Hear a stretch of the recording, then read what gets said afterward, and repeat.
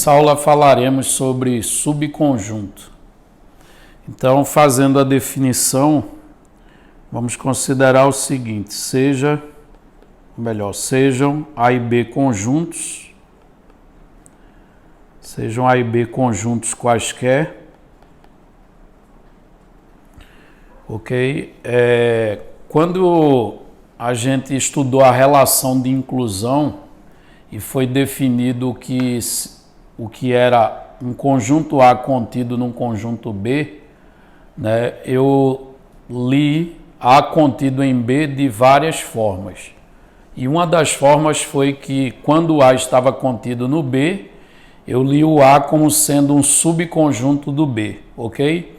Então, veremos que a definição de subconjunto e a definição da relação de inclusão, isto é, quando um conjunto está contido no outro, que as duas definições elas acabam sendo a mesma, certo? Quando eu defino o subconjunto, eu estou definindo a relação de inclusão entre dois conjuntos. Então, sejam A e B conjuntos, dizemos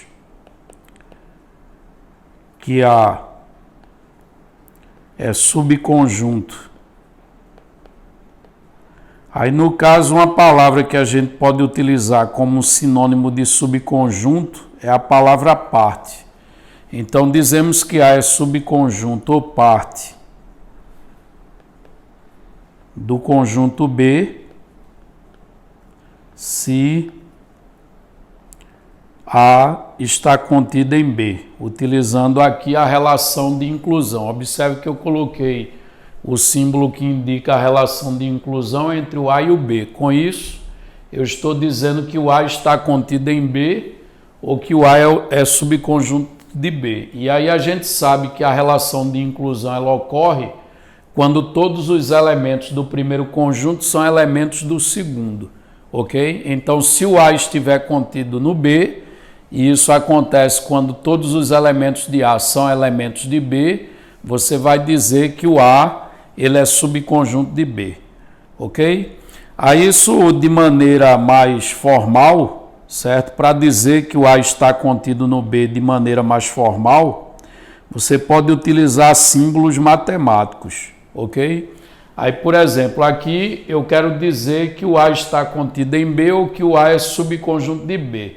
Mas aí sabemos da definição de inclusão que isso ocorre quando todos os elementos de A são elementos de B. Aí, para dizer isso através de símbolo, eu digo assim, que o A está contido em B, se somente se, para todo, é como eu leio esse símbolo, para todo X, se esse X ele pertence ao conjunto A, então esse mesmo X ele pertence ao conjunto B. Então, observe que em símbolos eu estou dizendo o seguinte, que todo elemento de A, ou melhor, todo elemento X que eu pensar, se ele é elemento de A, então esse mesmo X, ele é elemento de B. Agora veja que isso abre margem para ter elemento em B, que não é elemento de A. Mas não é isso que eu quero, certo? O que eu quero é suficiente que aconteça o quê? Que todo elemento que é de A, ele seja também de B, ok? Se todo elemento que é de A é também de B, aí você tem o A contido em B, e aí quando isso ocorre, você diz que o A é um subconjunto de B. Uma outra forma de você entender isso é olhando para um diagrama, certo? Então vamos imaginar aqui um diagrama representando o conjunto universo, que em geral é representado por um retângulo. Ok? Então vamos imaginar aqui um retângulo como conjunto universo. Então, representando aqui pela letra U. E aqui vamos destacar um conjunto A que seja subconjunto de um outro conjunto B. Então, desenhando aqui um diagrama para representar o conjunto B e outro menor dentro do B, indicando o A. Então, esse diagrama mais interno aqui vai representar o conjunto A e esse outro conjunto B. Aí observe que se eu destacar aqui os elementos de a figura mostra que todos os elementos de A, eles são elementos de B. Aí quando isso ocorre, eu tenho a situação em que o A está contido no B, ou seja, que o A é subconjunto do B. Então, por meio de diagrama, a gente indica dessa maneira, ok? E para que fique mais claro ainda, vamos olhar alguns exemplos. Então, alguns exemplos de conjuntos, um contido no outro. Vamos supor o exemplo A. Imagina que o primeiro conjunto tenha os elementos 1, 2 e 3. E suponha que o segundo conjunto tenha os elementos 1, 2, 3, 4 e 5. Aí observe que todos os elementos que estão no primeiro, eles aparecem no segundo. Aí essa é a condição necessária e suficiente para que o primeiro conjunto esteja contido no segundo. Aí se cabe o símbolo de inclusão entre os dois, é porque o primeiro conjunto ele é subconjunto do segundo. Exemplo B, vamos imaginar o conjunto formado por A e B, e suponha que o segundo é formado por A, o B, e aqui você tem como elemento o conjunto formado por A e B novamente. Então observe que os elementos do primeiro conjunto são a letra A e a letra B, né? Aí você deve procurar se a letra A e a letra B aparecem no conjunto da direita. Aparece sim, seria esse primeiro elemento aqui a letra A e o segundo elemento é a letra B. Agora cuidado que aqui não é nem A nem B, né? Aqui é o conjunto formado por A e B, ok? É diferente, né? Então, nesse caso aqui, quando eu olho o primeiro, ele tem A e B. Quando eu olho o segundo conjunto, tem um A e um B aqui. Então, todos os elementos, como são elementos do segundo conjunto, aí eu digo que o primeiro ele é subconjunto ou então parte do segundo conjunto, ok?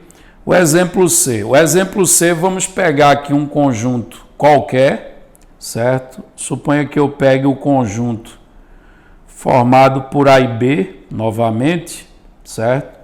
E vamos tentar escrever alguns dos seus subconjuntos, certo? Eu tenho esse conjunto formado pela letra A e pela letra B, e eu gostaria de logo abaixo fazer uma lista de todos os subconjuntos dele. Então, por exemplo, um dos subconjuntos, eu não sei se você recorda, mas quando a gente estudou a relação de inclusão, a gente viu que o vazio ele está contido em qualquer conjunto. Ora, se o vazio ele está contido em qualquer conjunto, então eu posso afirmar que o vazio ele é subconjunto ou parte de qualquer conjunto. Então, o primeiro subconjunto desse conjunto aqui, formado por dois elementos, seria o conjunto vazio, ok? Um outro possível subconjunto vai ser o conjunto unitário formado apenas pela letra A. Aí observe como todos os elementos desse conjunto unitário é elemento desse conjunto do exemplo C, então eu posso afirmar que esse conjunto aqui, ele é parte desse, ou então é subconjunto, ou então está contido, ok?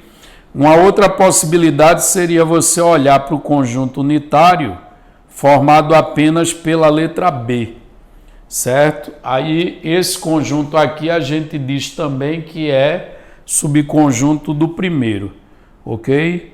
E eu poderia considerar o próprio conjunto formado por A e B. Aí, como todos os elementos desse aparecem no conjunto original, eu digo que esse aqui é subconjunto lá do conjunto do exemplo C, certo? Então, observe que aqui eu escrevi os possíveis subconjuntos ou as possíveis partes desse conjunto aqui, ok? Vamos fazer mais um exemplo desse tipo. exemplo D, vamos supor que eu tenho aqui o conjunto formado por 1, 2 e 3. Ok? Eu estou pegando agora o conjunto com 3 elementos. Então vamos agora tentar construir a lista de todos os subconjuntos desse conjunto do exemplo D, certo? Então o primeiro deles, como vazio está contido em qualquer conjunto, o primeiro deles vai ser o conjunto vazio. Aí eu posso ter todos os conjuntos unitários, né, formados pelos elementos 1, 2 e 3. Aí aqui são os subconjuntos unitários. Eu posso também construir subconjuntos que sejam formados apenas por 2 elementos, escolhidos entre 1, 2 e 3. Então eu teria 1 e 2, eu teria também 1 e 3 e 2 e 3. Então essas são as possíveis duplas, né? Ou seja, os possíveis subconjuntos formados por 2 elementos. E aí a gente teria, por último, o conjunto formado por todos os elementos, que é formado por 1, 2 e 3. Ok? Aí eu tenho uma lista completa de todos os subconjuntos do conjunto formado por 1, 2 e 3. Ok? Agora, vamos supor o seguinte, né? Encerrando os exemplos, imagina que a gente defina o seguinte: suponha que o A está contido em B. Quando eu digo que o A está contido em B, eu quero dizer o quê? Que o A é subconjunto do B, ou então que o A é parte de B. E uma possibilidade é quando todos os elementos de A são de B e todos de B são de A. Ou seja, quando A é igual a B, né, o A está contido em B também. A igualdade ela está inclusa porque é só você olhar o exemplo aqui, ó. Esse último conjunto aqui, ele é igual ao conjunto original, tá certo? E mesmo assim ele é dito um subconjunto dele. Mas aí vamos imaginar que eu pegue o A contido no B e assuma que o A é diferente de B nesse momento, certo? Ou seja, se você volta lá no exemplo, a minha suposição, ela inclui todos até aqui e cancela esse aqui que é igual ao conjunto original, porque lá eu escrevi o quê? Se o A está contido no B e o A é diferente do B. Aí no caso você imagina esse original como sendo o B e esse sendo os possíveis A. Aí você nota que os A's, eles estão contidos em B. Só que lá na minha suposição eu quero que o A seja diferente do B, ou seja, eu estou excluindo esse aqui da lista, ok? Então voltando lá, imagina que o A está contido em B e o A é diferente do B. Aí nesse caso a gente vai dizer, quando o A está contido em B e o A é diferente de B, dizemos que A é subconjunto, vai continuar sendo subconjunto, só que ele agora recebe o nome especial, ele é chamado de subconjunto próprio, ele é chamado de subconjunto próprio de B, ok? Então um subconjunto, para ter o nome de subconjunto próprio, ou parte própria, certo? Ele tem que estar contido e ser diferente do conjunto original, ok? Então, deixa eu destacar aqui essa parte de subconjunto próprio.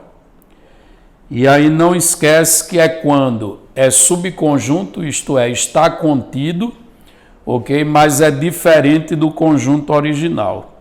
Aí vamos ver aqui um exemplo para entender isso melhor, ok? Então, alguns exemplos.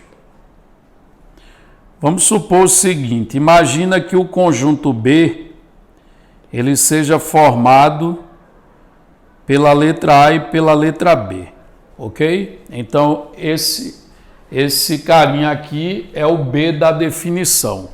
Agora, vamos tentar construir todos os possíveis A, tá certo? Ou seja, construir aqueles conjuntos A que estão contidos no B. Aí os possíveis conjuntos que vão estar contidos no B são o vazio, que está contido em qualquer conjunto.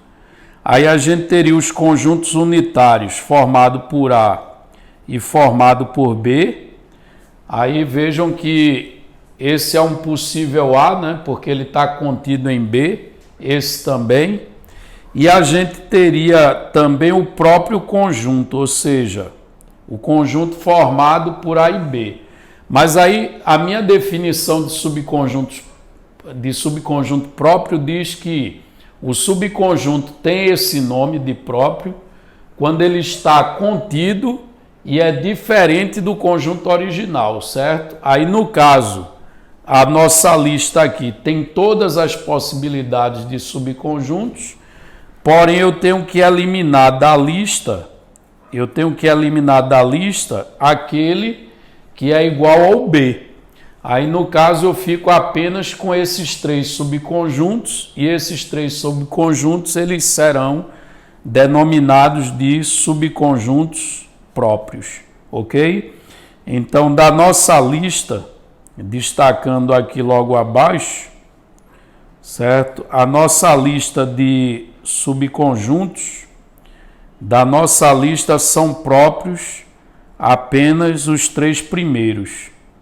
Então esses 3 aqui, eles vão ser denominados de subconjuntos próprios. Por quê? Porque eles são subconjuntos e são diferentes do conjunto original. Aí, segundo a definição, quando isso ocorre, você dá o nome de subconjunto próprio. Mais um exemplo. Suponha agora o conjunto formado, vamos chamar de B ainda, formado agora por 1, 2 e 3. Né? 3 elementos. Aí vamos listar agora todos os seus subconjuntos. Aí a gente tem um conjunto vazio, os unitários formados por 1, por 2 e por 3. Temos as duplas, 1 e 2, 1 e 3, 2 e 3. E, finalmente, o próprio conjunto, né? O conjunto que é igual ao conjunto original. Tá certo? Então, eu tenho essa lista de subconjuntos. Tá? Mas aí, para ser chamado de subconjunto próprio, ele tem que ser diferente do B. Aí aqui a gente tem que excluir o conjunto que é igual ao B. Aí esses que sobraram, eles são denominados de subconjuntos próprios ou parte própria do conjunto B.